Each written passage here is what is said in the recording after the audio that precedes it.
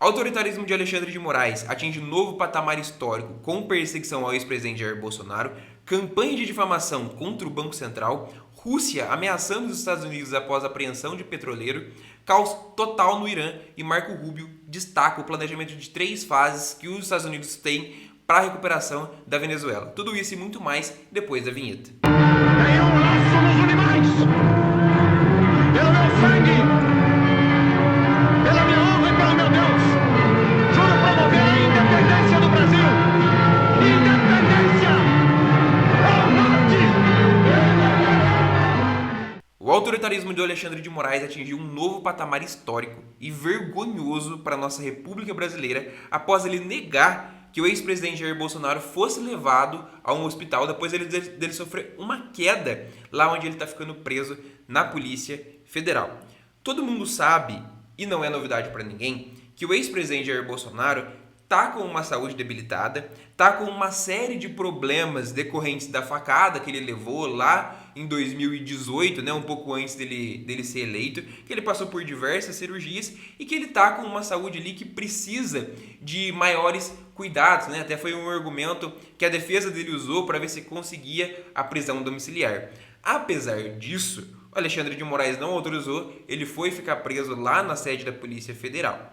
Acontece que, a partir do momento que ele foi preso, uma série de problemas ali estão acontecendo, uma série de intercorrências, e a última delas aconteceu nessa semana, onde o ex-presidente acabou caindo e batendo a cabeça ali em um dos móveis que tem na cela onde ele está ficando. Ele não foi atendido prontamente, porque é uma cela, então as pessoas acabaram nem vendo que ele tinha caído, ficou um tempo ali desacordado, pelo que eu vi, e posteriormente foi atendido. O que acontece ali, que é um pouco mais grave, é que os primeiros atendimentos ali demonstrou que ele podia estar até com um possível traumatismo craniano leve, né? E estava demonstrando ali lapsos de memória e uma série de sintomas ali que mostraria que essa batida na cabeça que ele acabou tendo levou a esse traumatismo craniano leve. A defesa do Jair Bolsonaro pediu para que ele fosse levado a um hospital e o Alexandre de Moraes negou o acesso. O Conselho Federal de Medicina soltou uma nota expressando a preocupação com a saúde do ex-presidente, falando que tudo indica que ele precisa de um acompanhamento realmente maior, que a situação dele é delicada, e instaurou uma sindicância para a verificação da saúde do ex-presidente.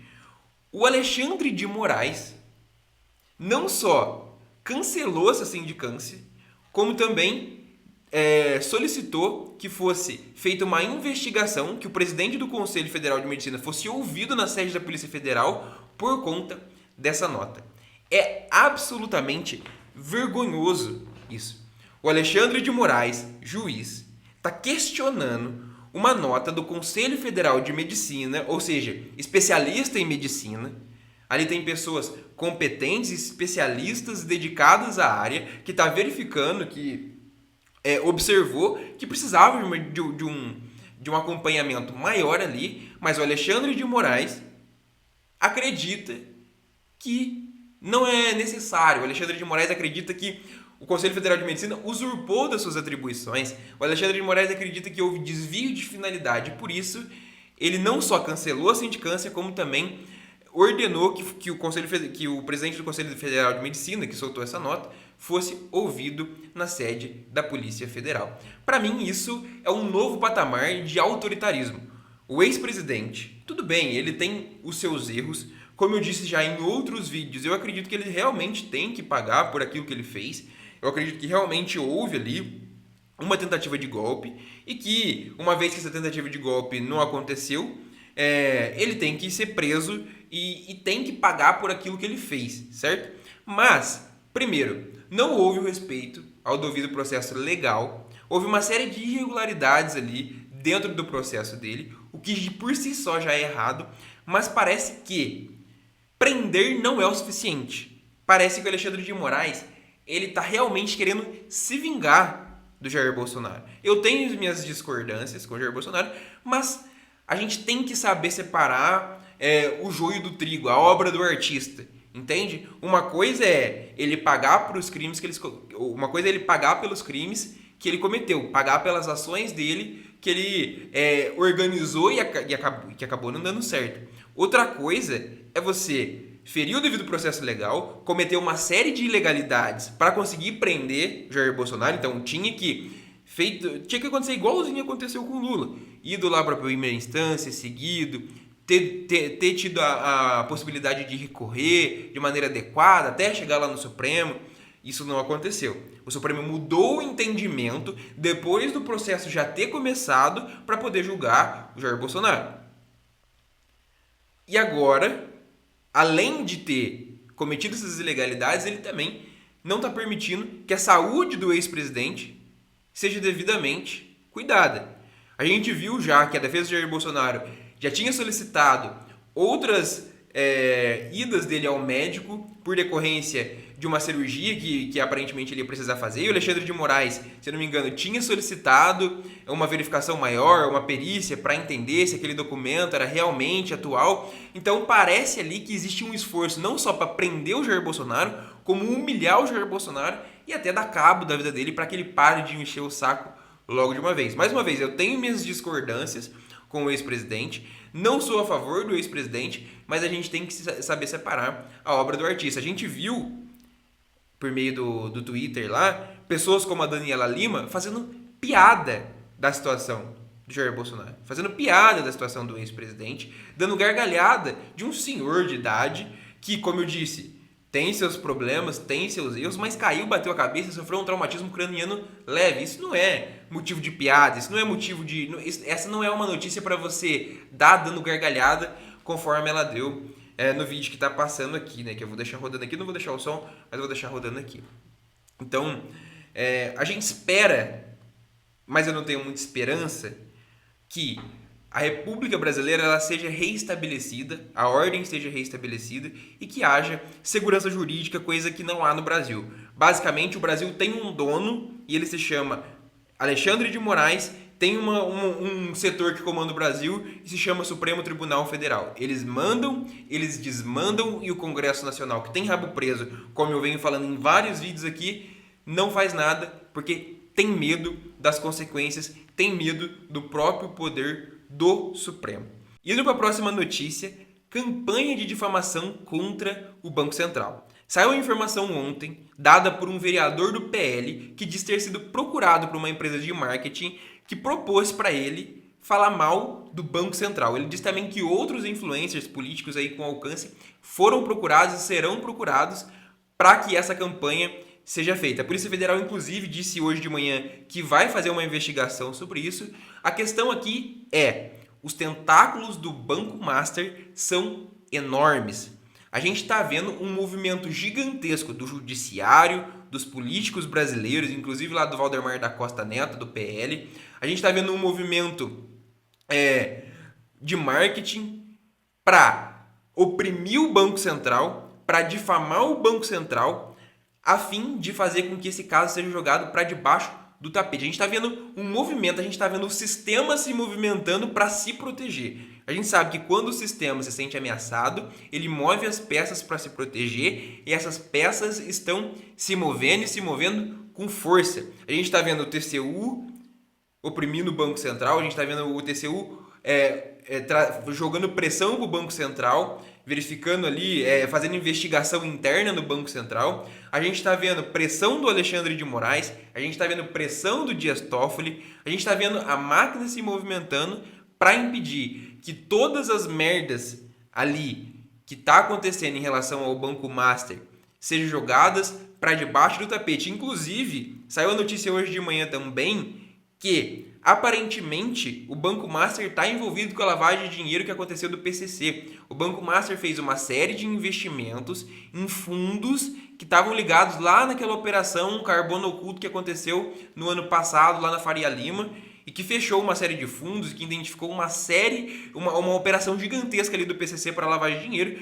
e o Banco Master fez investimentos, aparentemente, em vários desses fundos. Não foi um, não foi dois, foram vários desses fundos. Então a gente sabe que tudo isso está interligado. Banco Master, política, PCC, crime organizado. A gente sabe que quando a máquina se sente ameaçada, ela se movimenta e ela está se movimentando com força. Outra notícia que saiu, ainda envolvendo o Banco Master, foi que a Procuradoria-Geral, né, solicitou o arquivamento das denúncias feitas contra a esposa do Alexandre de Moraes sobre a ilegalidade dos contratos dela com o Banco Master. O PGR disse que não há ilegalidade no contrato. Mas é claro que não há ilegalidade no contrato. O contrato foi feito com o escritório de advocacia, eles não iam fazer um contrato ilegal. Mas essa é a exata característica de uma fraude. É uma coisa que aparenta ser legal, mas que tem como plano de fundo objetivos escusos, que tem como plano de fundo outras coisas que não estão ali naquele contrato. E aquele contrato é justamente só para que esse dinheiro seja transferido e que tenha um pano, um papel de parede ali, né, por trás, na frente desse pano de fundo, que dê a impressão de legalidade. Agora, o que a gente tem que observar é o que contemplava esse contrato de 3 milhões por mês com o escritório da esposa do Alexandre de Moraes.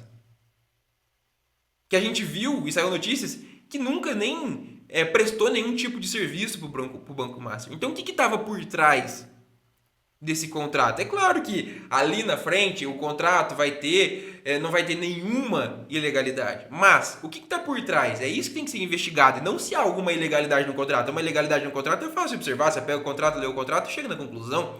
Agora, tem que ter uma investigação a fundo e precisa para entender quais eram os reais objetivos desse contrato, o que esse contrato realmente contemplava e o que acontecia por trás ali dos panos, né? Mas o PGR mandou arquivar. Curiosamente, o Alexandre de Moraes foi quem, de acordo com a Manu Gaspar, mais pressionou o presidente do Banco Central assim que a questão do Banco Master estourou. Foram não sei quantas ligações, foram não sei quantas reuniões, fora o Dias Toffoli ali, que viajou com o presidente do Banco Central, viajou ali com o advogado do Banco Master, sendo o relator do caso do Banco Master. É uma vergonha. Mostra o tamanho da insegurança jurídica que o Brasil vive, como as instituições estão absolutamente enfraquecidas, como as instituições não têm nenhum tipo de respaldo, nenhum tipo de reputação e tudo que eles fazem, aparentemente, nada é em prol do Brasil, tudo é em prol dos seus interesses pessoais em manter o poder e manter o Brasil sendo conduzido da maneira com que eles achem adequado. Basicamente, o Congresso é obsoleto, o presidente é obsoleto, o que sobra nesse momento é apenas o Supremo Tribunal Federal, que está claramente envolvido com um dos maiores casos de corrupção, com os maiores casos de lavagem de dinheiro do Brasil, que é o caso do Banco Master. Como eu disse, eles estão se esforçando muito para jogar toda a sujeira para debaixo do tapete. E com tanta gente grande envolvida, eu acredito que eles vão acabar conseguindo. Indo para a próxima notícia agora, a gente tem a Rússia ameaçando os Estados Unidos após a apreensão do petroleiro russo. Esse navio, essa embarcação que foi presa pelos Estados Unidos, que foi apreendida pelos Estados Unidos, é uma apreensão que já estava sendo perseguida há um tempo. Inclusive, por conta disso, o Putin mandou submarinos e navios de guerra para escoltar esse navio petroleiro russo, mas não foi suficiente. Os Estados Unidos entraram nesse petroleiro, tomaram o controle, prenderam todo mundo que estavam ali e vão fazer o que bem entender com esse petroleiro. O ponto é que a Rússia usa esse tipo de embarcação para condução, para venda, para contrabandear petróleo ilegal, para financiar lá a guerra na Rússia, né? A gente sabe que a Rússia está com uma série de sanções ali que impede com que ela faça vários tipos de transações, né? Esse tipo de petróleo, o Putin tem uma série de petroleiros fantasmas ali que ele usa, são navios velhos ali, uma coisa até meio arriscada para o meio ambiente, mas que ele usa para fazer esse transporte, né? E muitas vezes a gente sabe disso, mas não tem muito o que fazer, né? Mas os Estados Unidos acabou apreendendo 2 navios, né? Os 2 com bandeira Rússia. Os Estados Unidos alegou que, na verdade, essa embarcação era uma embarcação apátrida, né? E significa que era uma embarcação sem bandeira ou com bandeira falsa. E que, na verdade, eles colocaram uma bandeira russa apenas no momento em que a perseguição começou e que eles viram ali que não ia dar jeito mesmo. Inclusive, parece que até pintaram uma bandeira russa meio improvisada ali, né? Mas a Rússia soltou uma nota dizendo que isso é inadmissível, que o petroleiro tinha bandeira russa, que foi autorizado a usar a bandeira russa no final do ano passado, que os Estados Unidos não tinham direito de fazer isso porque aquilo era jurisdição russa, né? A Rússia ameaçou os Estados Unidos com esses submarinos, com os navios de guerra, com mísseis, e a gente espera que não haja uma escalada entre esses dois países, né? Isso aconteceu ontem à tarde, até agora não teve nenhuma novidade, mas a gente sabe que a Rússia não é muito de ficar quieta, né?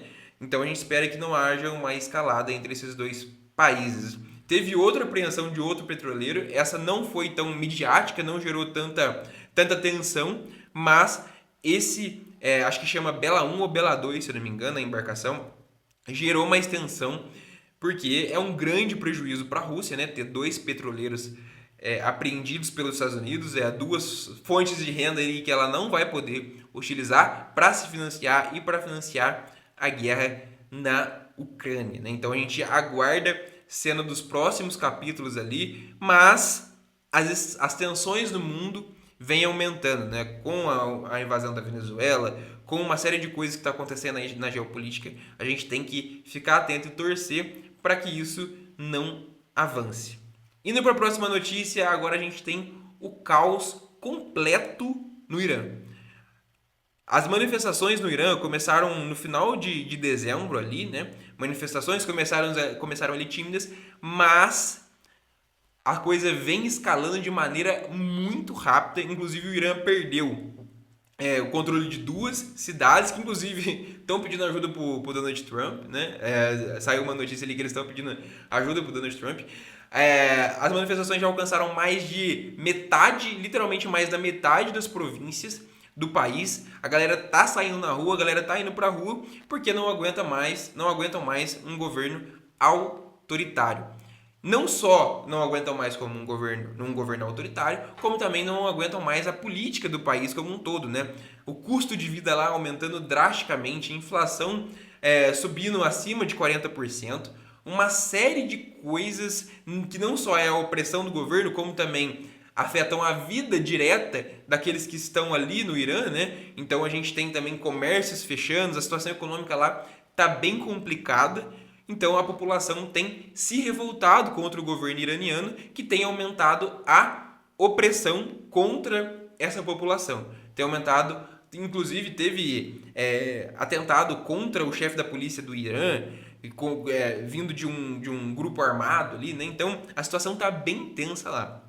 O que mais me choca, não me choca, né? A gente já sabe dessas ligações do Brasil e do Irã, é que nessa semana também saiu uma notícia que o chanceler brasileiro entrou em contato com o chanceler americano depois da invasão que aconteceu, depois da incursão americana na Venezuela. Então o chanceler brasileiro entrou em contato com o chanceler iraniano e expressou a vontade de estreitar as relações para aumentar as discussões no cenário internacional, porque não acham adequado que um país sejam os policiais do mundo, né? Não acham adequado essas ações unilaterais vindo dos americanos, porque aparentemente eles se preocupam muito com os outros países e com a população desses países, né? Mas no Irã lá, eles se preocupam muito com a Venezuela lá, os atos unilaterais e tudo mais, a discussão internacionais, os fóruns internacionais, mas oprime a sua própria população e oprime de verdade,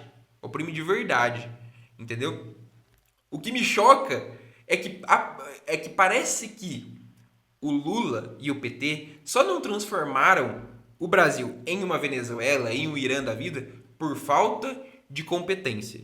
Porque eles tiveram bastante tempo para fazer isso. E não é papo de, Brasil vai virar Venezuela, de qualquer pessoa de direita diz. Mas a gente vê o alinhamento muito forte dessa esquerda brasileira mais que tem uma hegemonia petista, né? Vamos colocar assim. Fugiu um pouco a palavra aqui da mente. Tem essa hegemonia petista muito alinhada com o Irã, com Venezuela, com diversas ditaduras ao redor do mundo. Embora o Lula não tenha conseguido, a gente vê um pouco dos reflexos disso aqui no Brasil, né? Por exemplo, no próprio Supremo Tribunal Federal. O Lula colocou aquelas pessoas que ele acreditam lá no Supremo Tribunal Federal e hoje a gente tem um Supremo que atua basicamente por conta própria e que tomou conta e invalidou as outras instituições brasileira, a gente tem perseguições políticas. Então a gente tem, e isso para mim é o mais grave, a gente está vendo muitas pessoas da direita que, embora eu tenha minha discordância, sendo presas, tendo seus mandatos possivelmente cassados. Então a gente vê que tem alguns resquícios de autoritarismo do Brasil, mas que não chegou a tal ponto como a Venezuela ou como o Irã, porque isso também leva tempo. Mas me parece que o Lula só não fez isso por falta de competência. Me parece que o Brasil só não chegou nesse ponto porque ele realmente não conseguiu. Mas eu acredito verdadeiramente que eles têm um plano para que no futuro o Brasil chegue em um caos, não um caos econômico necessariamente como a Venezuela, mas de regime autoritário, de instituições totalmente corrompidas. Isso eu tenho absoluta certeza, que ele quer, o PT quer, e só não fizeram ainda por falta de competência, porque ainda não conseguiram fazer isso com as instituições brasileiras no geral. Falta, claro, o exército ser corrompido, né? A gente sabe que existe ali uma dificuldade maior nisso. Mas o STF já está e o Congresso a gente vê compra de voto, que nem no mensalão. Já passou, mas mesmo assim, isso é uma tentativa. Você compra as instituições, você corrompe essas instituições e aí você deixa elas na palma da sua mão, entendeu? Então, é uma coisa ali que me deixa um pouco aflito, mas a gente tem esperança de que em 2026 isso mude um pouco, né? Não é uma esperança tão grande, porque a gente vê que a disputa vai ficar entre o Flávio Bolsonaro e entre o petismo. Eu esperava muito quando o Lula foi eleito lá, já sabendo que muito provavelmente o Bolsonaro não ia vir para a próxima eleição, que realmente ele ia acabar sendo preso. Isso já era de se imaginar logo quando ele perdeu as eleições. Eu esperava que realmente nas eleições de 2026 a gente tivesse uma quebra dessa polarização, mas infelizmente a gente não vai ter. Em 2026 a gente vai continuar. A gente sabe que apesar das chances do Flávio Bolsonaro, é muito provável que o PT ganhe novamente, infelizmente. Infelizmente. Indo para a próxima notícia, a gente tem o plano de 3 fases dos Estados Unidos para a Venezuela, né? A gente tem, o Marco Rubio disse isso ontem, que toda essa transição da Venezuela vai acontecer em 3 fases. A primeira fase é estabilização, a segunda fase é recuperação, a abertura econômica da Venezuela e o acesso aos outros países em fazer negócio com a Venezuela, e por último, a transição.